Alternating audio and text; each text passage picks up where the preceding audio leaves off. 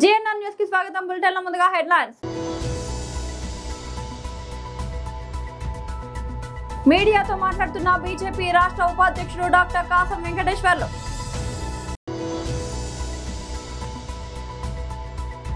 నకరికల్ మాజీ ఎమ్మెల్యే చిరుమర్తి లింగయ్య విలేకరుల సమావేశంలో ప్రసంగించారు.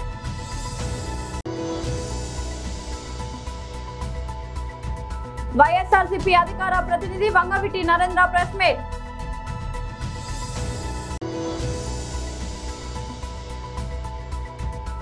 కేంద్ర జలశక్తి మంత్రితో పవన్ భేటీ. మీడియాతో మాట్లాడుతున్న బీజేపీ రాష్ట్ర ఉపాధ్యక్షుడు డాక్టర్ కాసం వెంకటేశ్వర్. మీడియా మిత్రులకు నమస్కారాలు, అదే రకంగా స్వాగతం. ఈ మధ్యకాలంలో తెలంగాణ రాష్ట్రంలో అధికారంలో ఉన్నటువంటి కాంగ్రెస్ పార్టీ నాయకులు, ముఖ్యంగా ముఖ్యమంత్రి గారు, వారి అనుచర బృందం ఏది నోటికొస్తే అది మాట్లాడుతూ ఉంటారు. అర్థం పర్థం లేని వాగుడు వాగుతూ ఉంటారు. పరిపాలన గాలికి వదిలేసింది. ఎండాకాలంలో చేయాల్సినటువంటి పనులు వానకాలంలో చేస్తూ ఉంటారు. కనీసం హైదరాబాదు వర్షాలు వస్తాయి, బాగు చేయాలంటే ఎండాకాలంలో చేసుకొని వర్షాకాలం వరకు ప్రజలను రక్షించేటువంటి ప్రయత్నం చేయాలి. ఆఖరికి ముఖ్యమంత్రి ఏం చేస్తున్నాడంటే, ఆయన చేస్తే నేను చెప్తే ఓడి ఇంటలేరు అని చెప్పేసి అధికారుల సమావేశంలో కూడా అసహనం వ్యక్తం చేస్తూ ఉన్నాడు. ఏం చేయాలనో చెప్పలేని పరిస్థితి కనపడతా ఉంది. దాని పర్యవసానం ఏమంటే దయనీయమైనటువంటి పరిస్థితి.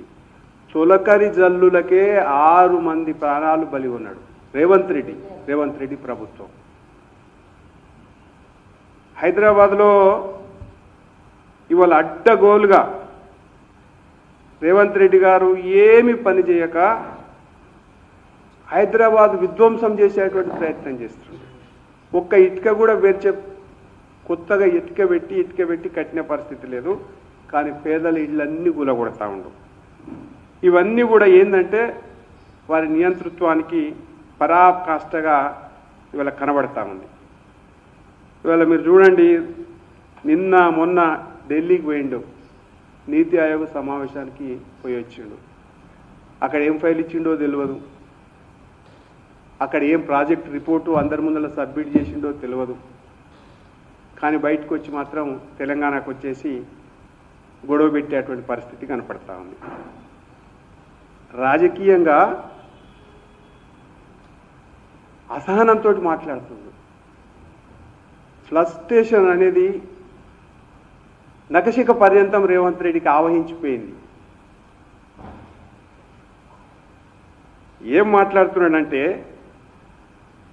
అంటే భారతీయ జనతా పార్టీ పైసలు ఇవ్వట్లేదు, కేంద్ర ప్రభుత్వం పైసలు ఇవ్వట్లేదు, కిషన్ రెడ్డి గారు ఆపుతా ఉన్నారు, రామచంద్రరావు గారు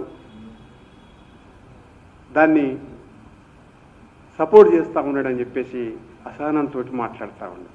నకరికల్ మాజీ ఎమ్మెల్యే చిరుమర్తి లింగయ్య విలేకరుల సమావేశంలో ప్రసంగించారు. ముందు ఇచ్చిన హామీలను నిలబెట్టుకోలేని పరిస్థితుల్లో ప్రజలకు ముఖం సాటేస్తూ జూబ్లీస్ ప్యాలెస్కే పరిమితమైన ఈ రాష్ట్ర ముఖ్యమంత్రి రేవంత్ రెడ్డి గారు కొంతమంది విప్లవకు మరి స్లిప్లీస్ పొద్దున్నేసే అబద్ధాలు, అసత్య ప్రచారాలు చేస్తూ కేసీఆర్ గారు మీ ఉన్న ఇమేజ్ని ఏ రకంగా మేము మాట్లాడితే తీస్తారో అన్నట్టు ఆలోచనతో మాట్లాడుతారు. ఈరోజు వేముల వీరేశం గారు విప్పుగా ఆయన గాంధీ భవన్లో మెట్రో మరి ఫేజ్ 2 గురించి మాట్లాడడం జరిగింది. మెట్రో రైలు గతంలో మరి కాంగ్రెస్ హయాంలో వైఎస్ఆర్ కానీ, అదేవిధంగా కిరణ్ కుమార్ రెడ్డి గారు కానీ, రోషయ్య గారి హయాంలోనే ఆలస్యం జరిగినప్పుడు అలా యొక్క అసమర్థతో కొన్ని పనులు జరగ ముందుకు పోకుంటే మరి దూరదృష్టితోటి హైదరాబాద్ నగరాన్ని మరి భారతదేశంలో నెంబర్ 1 రాష్ట్రంగా ఉండాలని చెప్పి తెలంగాణ ఉద్యమ నాయకుడు తొలి ముఖ్యమంత్రి కేసీఆర్ గారు మరి గతంలో ఉన్న చరిత్రాత్మకమైన కట్టడాలని ఎక్కడ కూడా తొలగించకుండా, ఎక్కడ ఆటంకం కలిగించకుండా మరి ఫేజ్ 1 మెట్రో రైల్ని అటు అసెంబ్లీ కానీ, అదేవిధంగా సుల్తాన్ బజార్ కానీ, మొహినూజ్ మార్కెట్ కానీ ఎక్కడ కూడా ఇబ్బంది కలగకుండా చాలా పకడ్బందీగా మరి మెట్రో రైల్ మరి పూర్తి చేసిన చరిత్ర కేసీఆర్ గారిది. అలాంటి నాయకుడి మీద అనేక రకాల నేపాలు నిందలు మోపడం పనిగా పెట్టుకుని పనిచేస్తారు తప్పితే చరిత్ర గురించి చెప్పే సోయి లేదు, చేసిన కార్యక్రమం గురించి చెప్పే సోయి లేదు. వాళ్ళు ఇస్తున్న మాటకు కట్టుబాటుగా ఉన్న చరిత్ర అంతకన్నా లేదు ఈ ప్రభుత్వానికి. ఎందుకంటే దొడ్డిదారిన డైవర్షన్ పాలిటిక్స్లతోటే రాజకీయాలు నడుపుతారు తప్పితే మరొకటి కాదు. అదేవిధంగా ఈరోజు ఎల్ఎన్టీ కంపెనీ ఫేజ్ 2ని పూర్తి చేస్తామని చెప్పి గొప్పలు చెప్పుకుంటారు రేవంత్ రెడ్డి గారు. మరి ఆ కంపెనీ ఎల్ఎన్టీ సంస్థ భారతదేశంలో కాదు ప్రపంచం అంతటా కూడా చేస్తుంటుంది. అలాంటి కంపెనీ సంస్థని బెదరగొట్టి బెదిరించి మరి 30,000 కోట్లకు ఉన్న దాని అలా 15,000 కోట్లకే మరి తీసేసుకున్నంటే మరి మిగతా 15,000 కోట్ల రూపాయలు మరి ఎక్కడ పోయినట్టు అంటే రేవంత్ రెడ్డి గారి యొక్క కుటుంబ సభ్యులకు వర్తిస్తుంది తప్ప మరొకటి కాదు. దాని మీద కూడా పూర్తి స్థాయిలో విచారణ జరపాలి. ఎందుకంటే ఎల్ఎన్టీ సంస్థ అనేది మరి ప్రపంచంలో ఎక్కడ చూసిన కాంట్రాక్టర్ నెంబర్ 1 సంస్థ అది. అలాంటి సంస్థని ఇలా బెదిరించడం అంటే ఇలా హైదరాబాద్కు పెట్టుబడిదారు రావాలన్నా, పెట్టుబడులు పెట్టాలన్నా ఇలా ఎక్కడ కూడా పెట్టుబడులు పెట్టలేకపోతారు. ఎందుకంటే మీరే చెప్పారు, నేను ఢిల్లీకి పోతే ఢిల్లీలో ఈ రేవంత్ రెడ్డి వస్తుందంటే వీడు చెప్పులు ఎత్తుకపోతాడు, దొంగలా చూస్తున్నాను, చెప్పులు ఎత్తుకపోతాడేమన్న ఆలోచనతో ఉన్నప్పుడు ఈ ముఖ్యమంత్రి చూసి ఇలా హైదరాబాద్ సంస్థలు ప్రైవేటు వ్యక్తులు కానీ పెట్టుబడులు పెట్టాలంటే రాలేని పరిస్థితిలో ఉన్నారు. ఇలా ఈ రేవంత్ రెడ్డి గారేమో ముందు చూపుతో పోతున్నాడని చెప్పి విప్పులు చెప్తారు. వైఎస్ఆర్సీపీ అధికార ప్రతినిధి వంగవీటి నరేంద్ర ప్రెస్ మీట్. ముఖ్యంగా జనసేనకు సంబంధించినటువంటి యాక్టివ్గా పనిచేసిన వాళ్ళ కుటుంబం, మరీ ముఖ్యంగా రాధారంగా మిత్రమండలి వాళ్ళు సభ్యులు కావటం నాకు చాలా దగ్గరగా, వాళ్ళందరూ కూడా మా కుటుంబ సభ్యులే. విషయం తెలుసుకునేసరికి మాకు చాలా సమయం పట్టింది. అసలు ఏం జరిగిందని చెప్పని పూర్తి వివరాల్లోకి వెళ్తే అతన్ని ఒక మర్డర్ కేసులో ముద్దాయి అని చెప్పని అతన్ని తీసుకొచ్చి దాదాపు వారం 10 రోజుల పాటు స్టేషన్లో ఉంచారు, కోర్టుకు అప్పగించలేదు. దాని తర్వాత ఆ కుర్రోడు ఆచూకీ తెలియట్లేదు, ఏం జరిగిందని చెప్పని అడిగితే వివరాలు పూర్తిగా తెలుసుకుంటే ఏం జరిగిందంటే అతన్ని చంపేయటం అంటే లాకప్ డెత్ పోండి అని చెప్పని మాట్లాడుతున్నారు. ఇది జరుగుతున్నటువంటిది ఇవాళ పరిస్థితి. రోజు రోజుకి రేటు పెంచుకుంటూ వెళ్తున్నారు. అంటే ఈ ప్రభుత్వం ఏం చేస్తుంది? హోంమంత్రి గారు ఏం చేస్తున్నారు? అధికారంలోకి వచ్చే ముందు చెప్పారు కదా ఎన్నో కబుర్లు. అసలు ఎవరైనా కానీ ఆడవాళ్ళని చూడాలన్నా భయపడిపోవాలి, క్రైమ్ ఏదన్నా చేయాలన్నా కూడా ఆ ఆలోచన మనసులోకి రాకూడదని చెప్పని కూటమి ప్రభుత్వం చెప్పినటువంటి ఎన్నో తప్పుడు వాగ్దానాలు ఏమైనాయి? ఇవాళ ఈ సాయికృష్ణ విషయమే కాదు, మీ అందరికీ తెలియదు, చాలా చాలా విషయాలు బయటికి రాకుండా ఆగిపోయినాయి. అంబటి ఫణిబాబు అని చెప్పని నూజివీడు కాన్స్టిట్యున్సీ చాట్రాయ్ మండలంలో జరిగినటువంటిది 4 నెలల క్రితం ఇదే విధంగా ఆ అబ్బాయిని చంపేశారు. ఆ తల్లిదండ్రులు నేను మాట్లాడాను. వాళ్ళు మేము జనసేనలో యాక్టివ్గా ఉన్నాం, మా నాయకుడు మాకు అండగా ఉంటాడు, తప్పనిసరిగా మాకు న్యాయం జరుగుతుందని చెప్పని వాళ్ళు నాతో చెప్పడం జరిగింది. కానీ ఇవాల్టి వరకు వాస్తవాలు ఎక్కడా మీడియా పరంగా కూడా బయటికి రాలేదు. ఆ కేసు మెల్లమెల్లగా నీరు గారిపోతుంది. మరి మనకి తెలుసు, అక్టోబర్లో కిందటి సంవత్సరం కందుకూరు నియోజకవర్గంలో లక్ష్మీనాయుడు మర్డర్ కూడా ఇదే విధంగా జరిగింది. దాదాపు ఆ విషయం బయటికి రావడానికి 20 రోజులు పట్టింది. మెల్లిగా ఇవాళ ఏ పరిస్థితిలోకి వెళ్ళిపోయిందండి? ఆ రోజు కూడా ప్రభుత్వం కలగజేసుకుని మేము న్యాయం చేస్తామని చెప్పి వాళ్ళు తెలుగుదేశంలో ఉన్నటువంటి కార్యకర్తలే అయినా కూడా వాళ్ళకి న్యాయం చేస్తామని పైకి చెప్పి మెల్లిమెల్లిగా ఆ కేసు నీరు గారుస్తూ వెళ్తున్నారు. ఈ ఘటనలన్నిటిలో కూడా మీరు చూసుకుంటూ వెళ్తే ప్రతి చోట కాపు సామాజిక వర్గం వాళ్లే ఉన్నారు.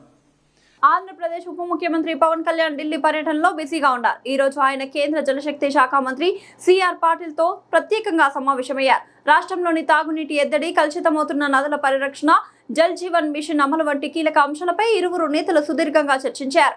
ఏపీలోని కొన్ని ప్రాంతాల్లో ఇంకా నీటి కొరత తీరలేదని పవన్ కళ్యాణ్ కేంద్ర మంత్రి దృష్టికి తీసుకెళ్లారు. ప్రజలకు స్థిరమైన తాగునీటి సరఫరా అందించడానికి గుజరాత్ లోని సూరత్ నమూనాను అధ్యయనం చేయాలని అధికారులకు పవన్ సూచించారు. సూరత్ లో పారిశ్రామిక వ్యర్థ జలాలను శుద్ధి చేసి మళ్లీ ఎలా విజయవంతంగా వినియోగిస్తున్నారో అదే విధానాన్ని ఆంధ్రప్రదేశ్ లో కూడా అమలు చేసే అవకాశాలను పరిశీలించాలని అన్నారు. గోదావరి పుష్కరాలు సమీపిస్తున్న నేపథ్యంలో నదీ జలాల స్వచ్ఛతపై ప్రత్యేక దృష్టి పెట్టాలని పవన్ స్పష్టం చేశారు. పారిశ్రామిక కాలుష్యం వల్ల ఏపీలోని నదులు, జలవనరులు దారుణంగా దెబ్బతింటున్నాయని ఆయన ఆందోళన వ్యక్తం చేశారు. పరిశ్రమలు వదిలే వ్యర్థాల వల్ల నదులు కలుషితం కాకుండా జీరో లిక్విడ్ డిశ్చార్జ్ విధానాన్ని కఠినంగా అమలు చేయాలని, నిబంధనలు ఉల్లంఘించే వారిపై కఠిన చర్యలు తీసుకోవాలని అధికారులకు స్పష్టం చేశారు. ఎస్ఐ పోలీస్ కానిస్టేబుల్ పోస్టులను 20,000తో భర్తీ చేస్తూ తెలంగాణ రాష్ట్ర ప్రభుత్వం తక్షణమే నోటిఫికేషన్ విడుదల చేయాలని తెలంగాణ నిరుద్యోగ జేఏసీ నాయకులు డిమాండ్ చేశారు. ప్రభుత్వం నోటిఫికేషన్ విడుదల చేయాలని కోరుతూ తెలంగాణ ఉద్యోగ జేఏసీ చైర్మన్ మోతీలాల్ నాయక్ ఆధ్వర్యంలో నిరుద్యోగులు ఉస్మానియా యూనివర్సిటీలో పెద్ద ఎత్తున ర్యాలీ నిర్వహించారు. ఈ సందర్భంగా మోతీలాల్ నాయక్ మాట్లాడుతూ ఎస్ఐ కానిస్టేబుల్ ఉద్యోగాల కోసం 5,000తో నోటిఫికేషన్ ఇస్తే జీవో నెంబర్ 46 ప్రకారంగా 2,000 ఉద్యోగాలు హైదరాబాద్ కు పోతాయని, మిగిలిన 3,000 ఉద్యోగాలు రాష్ట్రంలో ఉన్న 33 జిల్లాలకు పోతాయని అన్నారు.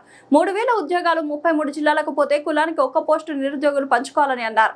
అందువలన రాష్ట్ర ప్రభుత్వం ఎస్ఐ కానిస్టేబుల్ ఉద్యోగాలను 5,000తో కాకుండా 20,000తో కూడిన నోటిఫికేషన్ ఇవ్వాలని, లేని ఎడల రాష్ట్రంలో అగ్నిగుండాన్ని సృష్టిస్తామని అన్నారు. ఉద్యమాల గడ్డ ఉస్మానియా యూనివర్సిటీ నుంచి ఒక ఉద్యమాన్ని లేవనెత్తుతామని రాష్ట్ర ప్రభుత్వాన్ని హెచ్చరిస్తున్నామన్నారు. అలాగే నోటిఫికేషన్ లో లాంగ్ జంప్ ను 3.5 మీటర్లకు కుదించాలని అన్నారు. ఎస్ఐ వయో పరిమితి 36 సంవత్సరాలకు తగ్గించి కానిస్టేబుల్ వయో పరిమితిని 38 సంవత్సరాలకు పెంచాలని అన్నారు. జీవో నెంబర్ 46ను రద్దు చేసి అప్లికేషన్ ఫీజును 1,000 రూపాయల నుంచి 100 రూపాయలకు తగ్గించాలని డిమాండ్ చేశారు. డిమాండ్లను పరిష్కరించకుండా రాష్ట్ర ప్రభుత్వం మొండి వైఖరితో వెళ్తే 33 జిల్లాల్లో ఉన్న నిరుద్యోగ యువత తెలంగాణ రాష్ట్ర ప్రభుత్వంపై తిరుగుబాటు చేస్తుందని హెచ్చరించారు. కార్యక్రమంలో నిరుద్యోగ జేఏసీ నాయకులు కాంగ్రెస్ ప్రభుత్వం వస్తే ఏడాదిలోనే 1,00,000 ఉద్యోగాలు ఇస్తామని చెప్పి ఒక ఏడాదిలోనే 2 లక్షల ఉద్యోగాలు మేము విడుదల చేస్తామని చెప్పేసి ఆ 3 సంవత్సరాలు అయినా కూడా ఈ 3 సంవత్సరాల్లో రాష్ట్ర ప్రభుత్వం నిరుద్యోగ యువతను మొత్తం కూడా నెలకొక సాగు చెప్తూ, అబద్ధం చెప్తూ, నాంచుతూ, మోసం చేస్తూ అసెంబ్లీ సాక్షిగా జాబ్ క్యాలెండర్ విడుదల చేసి ఆ రోజున నెలకొక నోటిఫికేషన్ వస్తుందని మేము అందరం కూడా ఆశపడ్డాం. అప్పటి నుంచి మొదలు పెడితే 40,000 ఒకసారి అంటారు, 70,000 అంటారు, 30,000 అంటారు. లాస్ట్కి ఎస్ఐపిసి నోటిఫికేషన్ వస్తుంది అని చెప్పి 3 సంవత్సరాల తర్వాత మేము ఇస్తామని చెప్పేసి మీరు అన్నది ఏంది? 5,000 ఉద్యోగాలు. 5,000 ఉద్యోగాలు ఇస్తే దాంట్లో 2,000 ఉద్యోగాలు హైదరాబాద్కి పోతాయి, 3,000 ఉద్యోగాలు 33 జిల్లాలకు పోతే ఒక్కొక్క జిల్లాలో ఒక్కొక్క కులానికి కూడా ఒక్కొక్క పోస్ట్ కూడా రాదు.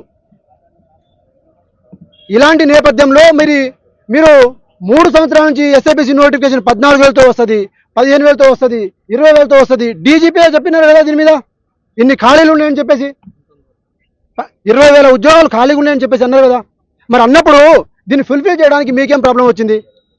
కాబట్టి దీనిని మేము నిరసిస్తూ మా తమ్ముళ్ళు అందరూ కూడా, నిరుద్యోగ పిల్లలందరూ కూడా దిల్సుఖ్ నగర్లో, అశోక్ నగర్లో వర్షంలో తడుస్తూ నిరసన కార్యక్రమం తెలుపుతున్నా కూడా ప్రభుత్వానికి కొంచెం చీమ కొట్టినట్టు కూడా లేదు. ఈ యొక్క టోటల్ ప్రాసెస్ని, ఈ ప్రభుత్వం యొక్క వైఖరిని మేము తీవ్రంగా ఖండిస్తూ, నిరసిస్తూ ఈరోజు ఉస్మానియా యూనివర్సిటీ పోరాటాల గడ్డ అయినటువంటి ఉస్మానియా యూనివర్సిటీ నుంచి ఉద్యమాన్ని మేము మొదలు పెడుతున్నాం.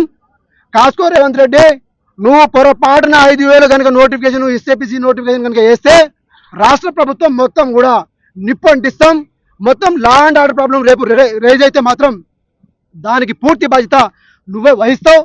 రాష్ట్రంలో మరో తెలంగాణ ఉద్యమాన్ని ఈ ఎస్ఐపిసి నోటిఫికేషన్ 20,000 వేయాలని చెప్పేసి డిమాండ్ చేస్తూ మేము భారీ ఎత్తున నిరసన కార్యక్రమాలని, మెరుపు ధర్నాలని, మాకు ఈ తెలంగాణ యువత ఒక్కసారి నిప్పు కణికలై బయటకు వస్తే ఎట్లా ఉంటుందో చేసి చూపిస్తామని చెప్పేసి ఈ యొక్క సందర్భంగా రాష్ట్ర ప్రభుత్వానికి హెచ్చరిస్తా ఉన్నాం.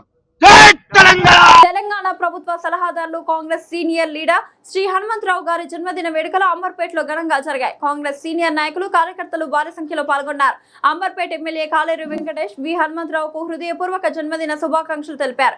ఆయన పుట్టినరోజు సందర్భంగా మహిళలకు చీరల పంపిణీ కార్యక్రమం నిర్వహించారు. విద్యార్థులకు నోట్ పుస్తకాల పంపిణీ కూడా జరిగాయి.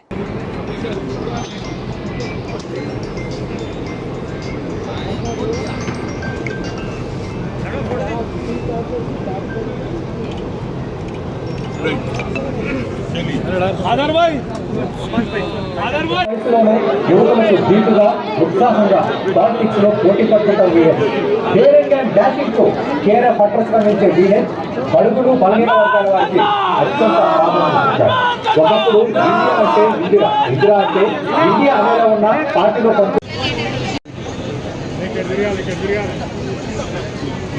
ఇక్కడ అందరు వచ్చేయండి, ఇట్లా ఇచ్చండి, ఇది రాజో పూరే జనే ఆజో. ఓకే ఇక్కడ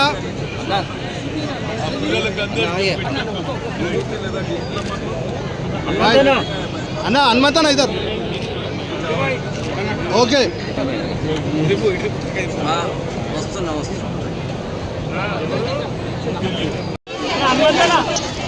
ఓకే అన్న, థ్యాంక్ యూ.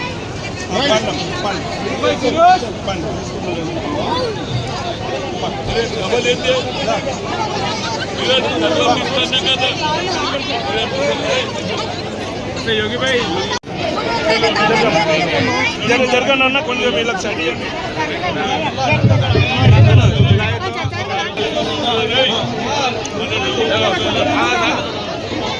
జరగండి అన్న, వీళ్ళకి సైడ్ ఇవ్వండి కొంచెం.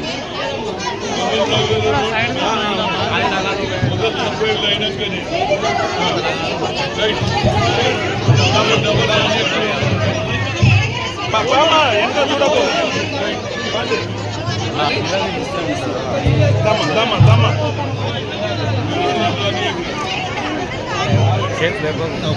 अपना आयरन चाहिए मामा, एक आयरन चाहिए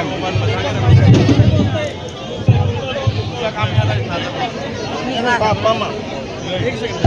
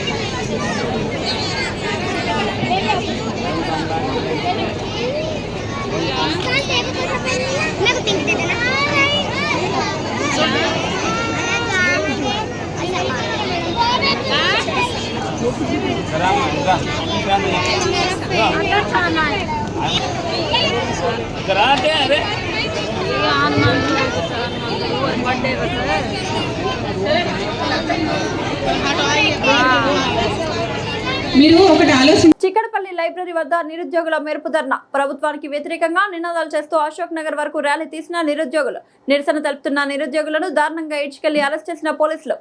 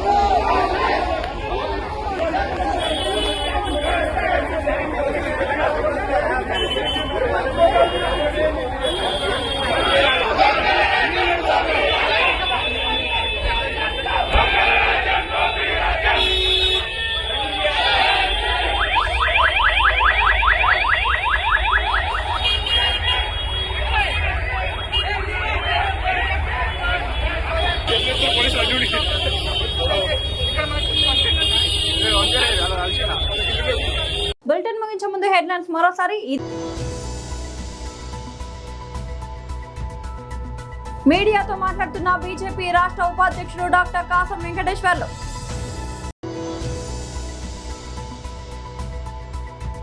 నకరికల్ మాజీ ఎమ్మెల్యే చిరుమర్తి లింగయ్య విలేకరుల సమావేశంలో ప్రసంగించారు.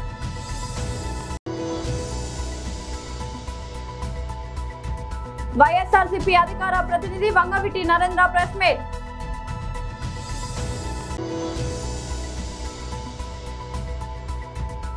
కేంద్ర జలశక్తి మంత్రితో పవన్ భేటీ. ఇది ఇవాల్టి బులెటిన్ అప్డేట్. మరొక బులెటిన్ మళ్ళీ కలుద్దాం. అంతవరకు సెలవు.